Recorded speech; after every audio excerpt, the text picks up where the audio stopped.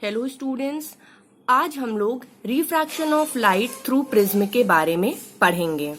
Prism से refraction कैसे होता है, चलिए जानते हैं। सबसे पहले ये प्रिज्म का स्ट्रक्चर है। प्रिज्म एक 3D स्ट्रक्चर होता है, यहाँ पे 2D ही बना हुआ है। ये पार्ट जो होता है प्रिज्म का, इसे हम बेस कहते हैं, ओके। एंड ये दोनों जो एजेस होती हैं, इनको हम अपोजिट फेसेस कहते हैं।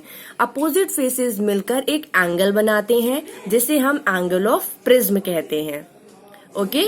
आई होप यू आर अंडरस्टैंडिंग। ये दोनों अपोजिट फेसेस मिलकर एक एंगल बनाते हैं, angle A, which is known as angle of prism, okay. This is the shape of prism. Now come to the next topic. हम लोग रिफ्रैक्शन को एक बार रिकॉल कर लेते हैं, रिफ्रैक्शन कैसे होता है, ओके। देन रिफ्रैक्शन कैसे होता है, सबसे पहले हम रिफ्रैक्शन को जानेंगे कि रिफ्रैक्शन जो होता है वो एक मीडियम से दूसरे मीडियम में ही होता है, सेम मीडियम में रिफ्रैक्शन नहीं होता है। तो ये देख रहे हैं आप लोग, एक एयर है और एक ग्लास मीडियम है। एयर में लाइट रे जो है वो जा रही है और ग्लास मीडियम में इसे रिफ्रैक्ट होना है, ओके। तो अब हमें ये नहीं पता है कि जब ये ग्लास मीडियम में जाएगी तो ये टुवर्ड्स द नॉर्मल होगी या अवे फ्रॉम द नॉर्मल होगी। तो हमें ये जानने के लिए पहले हमें ये जानना पड़ेगा कि कौन सा मीडियम रेयर है या कौन सा मीडियम डेंसर है। एयर है, एयर का रिफ्रैक्टिव इंडेक्स जो होता है वो कम होता है कंपेयर टू ग्लास। ग्लास का रेयर मीडियम ज्यादा होता है, ग्लास का जो रिफ्रैक्टिव इंडेक्स होता है वो ज्यादा होता है। रिफ्रैक्टिव इंडेक्स को हम n से रिप्रेजेंट करते हैं, ओके। जिसका रिफ्रैक्टिव इंडेक्स जो है वो ज्यादा होता है उसको हम डेंसर कहते हैं, और जिसका रिफ्रैक्टिव इंडेक्स कम होता है हम उसको रेयर मीडियम बोलते हैं, ओके। जिसका रिफ्रैक्टिव इंडेक्स कम है, जैसे कि एयर, उसको हम रेयर मीडियम कहते हैं, और ग्लास जिसका रिफ्रैक्टिव इंडेक्स ज्यादा है हम उसे डेंसर मीडियम कहते हैं, ओके। आफ्टर दिस ये लाइट रे जो है वो अब कहाँ फॉल होगी, रेयर टू डेंसर ये लाइट रे जा रही है, तो ये towards the normal, this is the normal ना, टूवर्ड्स द नॉर्मल रिफ्रैक्ट होगी, okay, and then this is the angle of incidence and this is the angle of refraction, okay. Now second one is, ये incident ray जो है वो इस तरफ direction में जा रही है, डेंसर टू रेयर मीडियम। तो ये देखिए, यहां पर आपने देखा कि ये नॉर्मल के तरफ, मतलब टूवर्ड्स द नॉर्मल बेंड हुई है, लेकिन यहाँ पे मीडियम चेंज हो गया है, डेंसर टू रेयर हो गया है, तो यहाँ पर अवे फ्रॉम द नॉर्मल हो जाएगा, away from the normal, okay. Denser to rare हो गया ये, ओके। नाउ थ्रू प्रिज्म, अब हम लोग प्रिज्म से रिफ्रैक्शन कैसे होता है ये समझेंगे। ये एक प्रिज्म है, ये ग्लास है, ओके, एंड इधर कौन सा मीडियम है, एयर मीडियम है।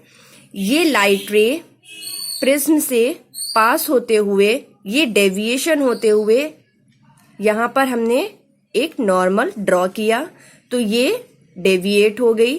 कैसे डेविएट होगी, क्योंकि ये रेयर टू डेंसर जा रही है, ओके। रेयर टू डेंसर जाने की वजह से ये टूवर्ड्स द नॉर्मल बेंड होगी, ओके।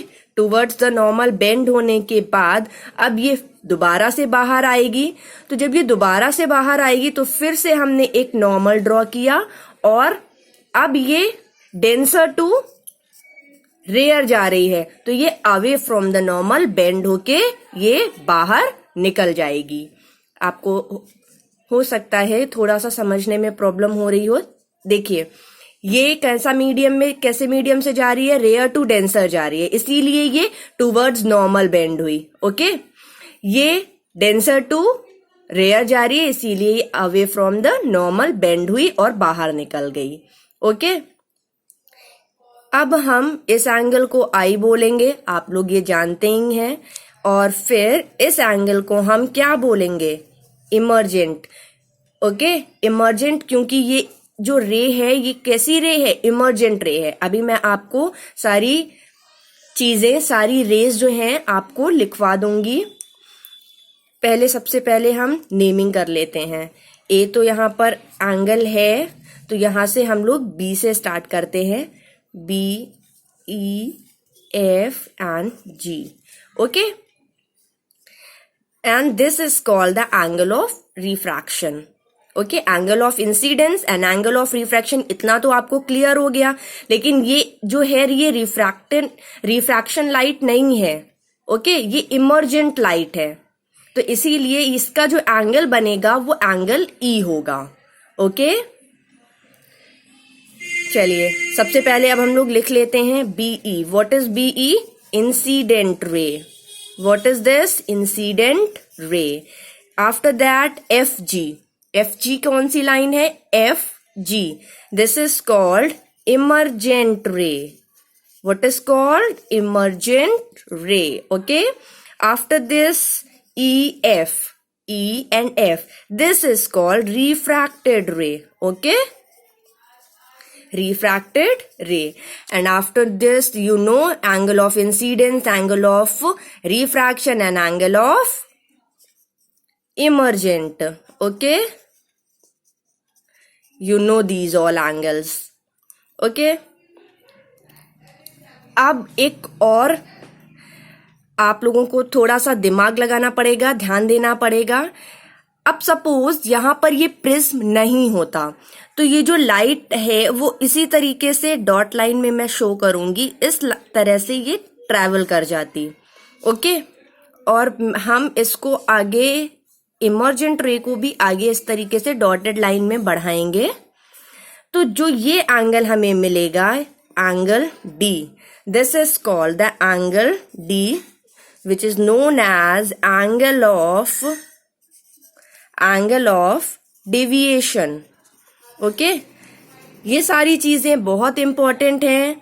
आपको ना समझ में आ रही हो तो एक बार फिर से वीडियो देखिएगा, सारी चीजें क्लियर हो जाएंगी।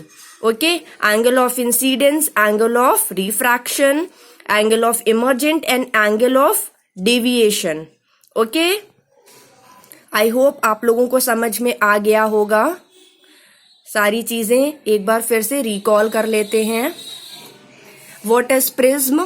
प्रिज्म का ये शेप होता है, इसे बेस कहते हैं। ये अपोजिट फेजेस होते हैं, अपोजिट फेजेस मिलकर एंगल ऑफ प्रिज्म बनाते हैं। इसके बाद जब रिफ्रैक्शन होता है तो रेयर टू डेंसर में towards normal light ray bend होती है। ओके, ग्लास का रिफ्रैक्टिव इंडेक्स जो होता है वो ज्यादा होता है कंपेयर टू एयर। एयर का रिफ्रैक्टिव इंडेक्स कम होता है। Okay, in second